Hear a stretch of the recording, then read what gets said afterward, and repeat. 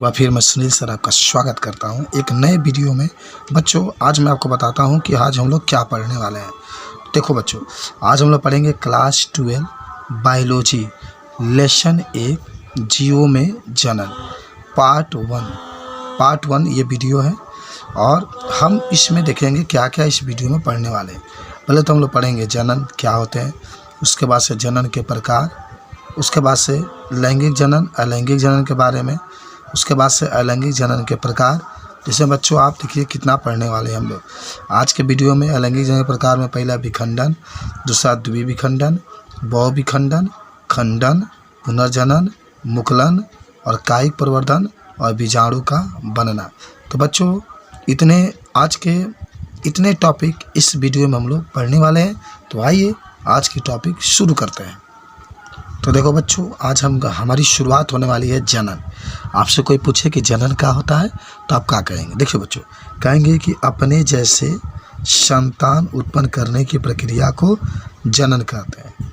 अपने जैसे संतान उत्पन्न करने की प्रक्रिया को जनन कहते हैं।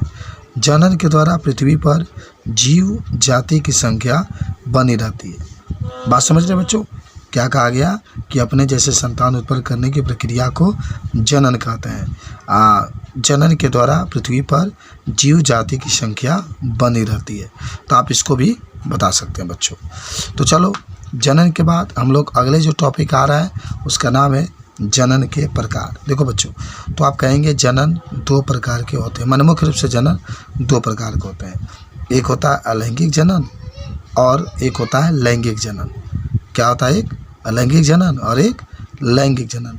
लेकिन पहले हम लोग इस वीडियो में अलैंगिक जनन के बारे में ही पढ़ने वाले हैं बच्चों। देखो, आप कहना कि जब एक ही जीव द्वारा नए जीव की उत्पत्ति हो जाती है, माने एक ही जीव है, केवल मादा है या केवल नर है, इसी के द्वारा एक नए जीव की उत्पत्ति हो जाती है तो उसे अलैंगिक जनन कहते हैं। इस जनन में जो संतान उत्पन्न होते हैं वो अपने जनक के समान होते हैं, अर्थात इसमें कोई विभिन्नता नहीं पाई जाती है। तो बच्चों बहुत सिंपल था कि इसमें क्या होता है कि एक ही जीव की ज़रूरत होती है, या तो मादा होगा या नर। हालांकि मादा अधिकतर होते हैं।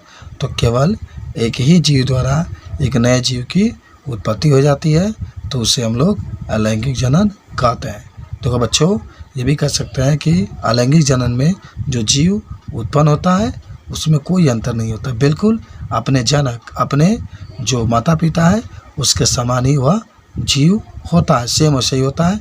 इसीलिए इसके द्वारा विभिन्नताएं उत्पन्न नहीं होती है। अब देखो बच्चों, हम लोग पढ़ने वाले हैं अलैंगिक जनन के भाग। अभी मैंने आपको शुरुआत में जो बताया था कितने भाग होते थे। देखो बच्चों, अलैंगिक जनन का जो पहला भाग है उसका नाम अलैंगिक जनन के प्रकार में पहला विखंडन है। देखो बच्चों, अगर आपसे कोई कहे कि विखंडन क्या होता है तो आप कहेंगे कि, देखो ध्यान से, कहोगे कि जब एक जीव कई भागों में बट जाता है। विखंडन का मतलब ये होता है बंटना, विखंडन का मतलब होता है टूटना। तो जब एक जीव कई भागों में बंट जाता है और प्रत्येक भाग एक नए जीव का निर्माण करता है तो इसे विखंडन द्वारा जनन कहते हैं। देखा बच्चों कि जब एक जीव कई भागों में बढ़ जाता है और प्रत्येक भाग एक नए जीव का निर्माण करता है तो इसे विखंडन द्वारा जनन कहते हैं। जैसे उदाहरण में आप चाहते हैं तो यहाँ पर लिख सकते थे, उदाहरण में आप चाहे तो युगलिना भी लिख सकते हैं। ठीक है बच्चों, युगलिना भी आप लिख सकते हैं इसमें। ठीक है, तो विखंडन द्वारा जनन था। अब आ जाओ कुछ और बातें हम लोग देखते हैं।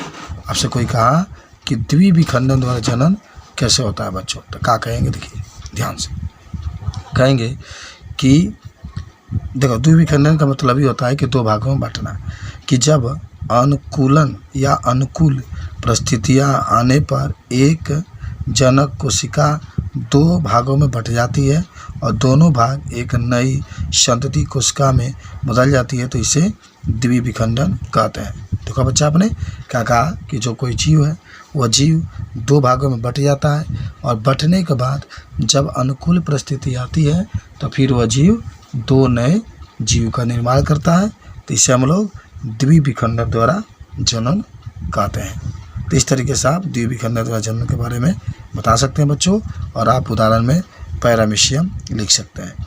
आप जानते होंगे पैरामीशियम जो होता है एक कोशिकीय जीव होता है, इसलिए इसमें अलैंगिक जनन होता है। आपसे प्रश्न पूछा जाता है कि जो पैरामीशियम होता है इसमें कौन सा जनन होता है, तो बच्चों आप कह सकते हैं अलैंगिक जनन होता है। ठीक है, उसके बाद से देखो दूसरा जो भाग है उसका नाम है बहुविखंडन। तो देखो ध्यान से, बहुविखंडन में आप क्या कर सकते हैं कि जब एक जनक कोशिका बहुत अधिक खंडों में बंट जाता है। देखिए नाम से ही पता चल रहा है बहुविखंडन, तो बहुत अधिक टुकड़ों में बटेगा। तो जब एक जनक कोशिका बहुत अधिक खंडों में बंट जाता है और प्रत्येक खंड एक नए संतति का निर्माण करता है तो उसे बहुविखंडन कहते हैं। तो कहा गया कि जब एक जनक कोशिका बहुत अधिक खंडों में बढ़ जाता है और प्रत्येक खंड एक नए संतति का निर्माण करता है तो इसे बहुविखंडन कहते हैं बच्चों। उदाहरण में प्लाज्मोडियम लिख सकते हैं। उदाहरण में क्या लिख सकते हैं, प्लाज्मोडियम। जो प्लाज्मोडियम है इसके द्वारा बहुविखंडन होता है। इसके बाद से खंडन है।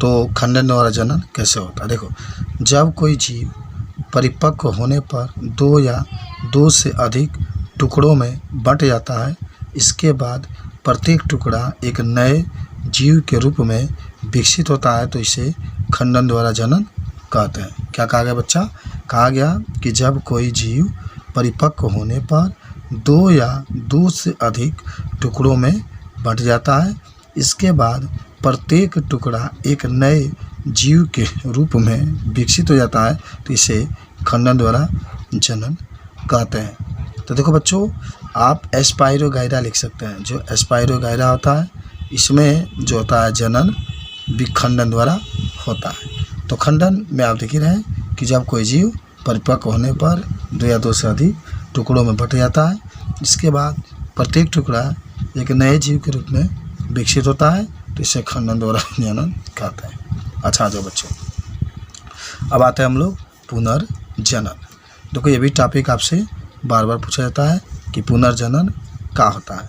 तो आप कहेंगे कि यदि किसी जनक जीव का शरीर, देखिए ये जनक आपका लिखना चाहिए था, यदि किसी जनक जीव का शरीर कहीं से कट जाए तो कटा हुआ प्रत्येक जो भाग होता है पुनर्जीवित हो जाता है और अपने शरीर के हिस्सों में पूरी तरह से एक नए जीव का निर्माण कर देता है। इस प्रक्रिया को पुनर्जनन कहते हैं। क्या कहा गया कि कोई जीव है, कोई भी जीव है, जैसे मान लो कि हाइड्रा है, हाइड्रा प्लेनेरिया में पाया जाता है और हाइड्रा कहीं से दो भागों में कट करके अलग हो गया और प्रत्येक भाग एक नए जीव का निर्माण करता है तो इसी को कहते हैं पुनर्जनन। कटा हुआ भाग एक नए जीव का निर्माण करते हैं तो इसे हम लोग पुनर्जनन कहते हैं। अच्छा आ जाओ बच्चों, पुनर्जनन के बाद हमारे पास एक और टॉपिक आ रहा है जिसका नाम है मुकुलन। क्या नाम है बाबू, मुकुलन। कहेंगे कि इस प्रक्रिया में जनक जीव से एक छोटा सा अंकुर निकलता है। एक जनक जीव से, जैसे मान लो कि जीव है, ये कोई जनक जीव है, यहाँ से छोटा क्या निकला, अनुकूल निकला। और जब परिस्थिति सही आती है तो ये क्या होता है, जरा देखो ये इससे अलग हो गया बाबू, अलग हो गया। फिर इससे के बाद से क्या हुआ, तो यहाँ ये दो जीव में बदल गए, इसी को हम लोग कहते हैं मुकुलन द्वारा जनन। तो कहेंगे इस प्रक्रिया में जनक जीव से एक छोटा सा अंकुर निकलता है और जब उचित समय आने पर नए जीव के निर्माण के लिए जनक जीव से अलग हो जाता है और नए जीव का निर्माण करता है तो उसे मुकुलन द्वारा जनन कहते हैं। ठीक है। अच्छा, मुकुलन द्वारा जनन के बाद हमारे पास क्या आता है, कायिक प्रवर्धन। तो कायिक प्रवर्धन में कह सकते हैं बच्चों कि जब किसी पौधे के जड़, तना या पत्ती से नए पौधे का निर्माण हो जाता है तो इसे कायिक प्रवर्धन कहते हैं। देखो ये जानकारी होना चाहिए कि जब किसी पौधे के जड़, तना या पत्ती से नए पौधे का निर्माण हो जाता है तो उसे कायिक प्रवर्धन कहते हैं बच्चों। और उदाहरण में क्या लिख सकते हैं आप, गुलाब लिख सकते हैं। उदाहरण में क्या लिख सकते हैं हम लोग, गुलाब, क्योंकि गुलाब के तना होता है इस तने को काट कर अगर ज़मीन के नीचे आप फैला दें तो फिर यहाँ से नए नए पौधे का क्या हो जाता है बच्चों, निर्माण हो जाता है। जिसको हम लोग क्या कहते हैं, कायिक प्रवर्धन कहते हैं। कायिक प्रवर्धन के बाद हमारे पास आ रहा है बीजाणु का बनना। बीजाणु का बनना, देखो बाबू ये भी अलैंगिक जनन का एक भाग होता है। बीजाणु का बनना क्या कहोगे बच्चों, कहोगे बीजाणु का निर्माण एक कोशिकीय और बहुकोशिकीय दोनों जीवों में होता है। माने जो बीजाणु का निर्माण होता है वह एक कोशिकीय और बहुकोशिकीय दोनों जीवों में होता है। बीजाणु का निर्माण जनक पौधे के अंदर होता है। जो बीजाणु होता है, बीजाणु का निर्माण जनक पौधे के अंदर होता है। फिर जब अनुकूल परिस्थितियाँ आती है तो ये बीजाणु जनक कोशिका से बिखर कर अलग हो जाते हैं और नए जीव का निर्माण करते हैं। जैसे कोशिका के अंदर इस बीजाणु का ये वाला निर्माण हुआ और फिर क्या होता है, ये बीजाणु पूरा बिखर जाते हैं और जो बिखरे हुए बीजाणु होते हैं इससे एक नए जीव का निर्माण हो जाता है। तो इसी को हम लोग कहते हैं बीजाणु का बनना। ये बच्चा ये भी एक प्रकार का अलैंगिक जनन होता है। हालांकि उदाहरण में आप क्या लिख सकते हैं, राइजोपस लिख सकते हैं। तो देखो बच्चों आपको कैसा लगा ये वीडियो, खूब बढ़िया आपकी जानकारी हुई होगी। फिर भी अगर कोई डाउट है तो आप मुझसे पूछ सकते हैं। आज के लिए इतना, धन्यवाद।